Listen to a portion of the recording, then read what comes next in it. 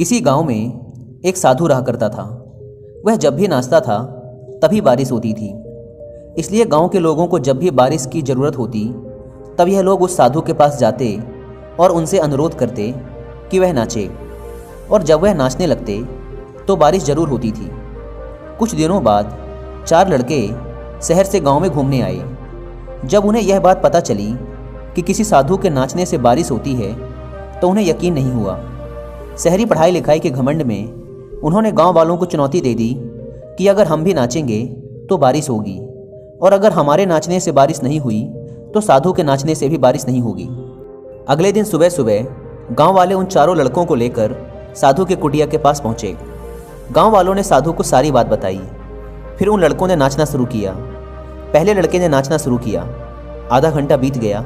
फिर पहला लड़का थक कर बैठ गया, पर बादल नहीं दिखे। कुछ देर बाद दूसरे लड़के ने नाचना शुरू किया और 1 घंटे बीतते बीतते वह भी थक कर बैठ गया।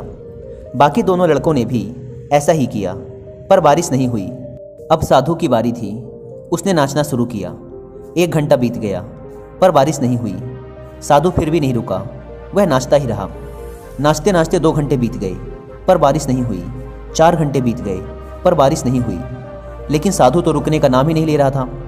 धीरे धीरे शाम ढलने लगी कि तभी बादलों की गड़गड़ाहट सुनाई दी और थोड़ी देर बाद जोरों की बारिश होने लगी। यह देखकर चारों लड़के दंग रह गए और तुरंत साधु से क्षमा मांगी। फिर चारों लड़कों ने साधु से पूछा, बाबा, भला ऐसा क्यों कि हमारे नाचने से बारिश नहीं हुई और आपके नाचने से बारिश हो गई? साधु ने उत्तर दिया, जब मैं नाचता हूँ तो 2 बातों का ध्यान रखता हूँ।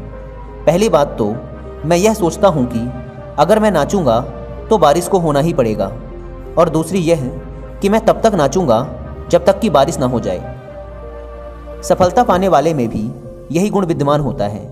वे जिस काम को भी करते हैं उसमें उन्हें सफल होने का पूरा भरोसा होता है, और वह तब तक उस काम को करते हैं जब तक कि उसमें सफल ना हो जाएं।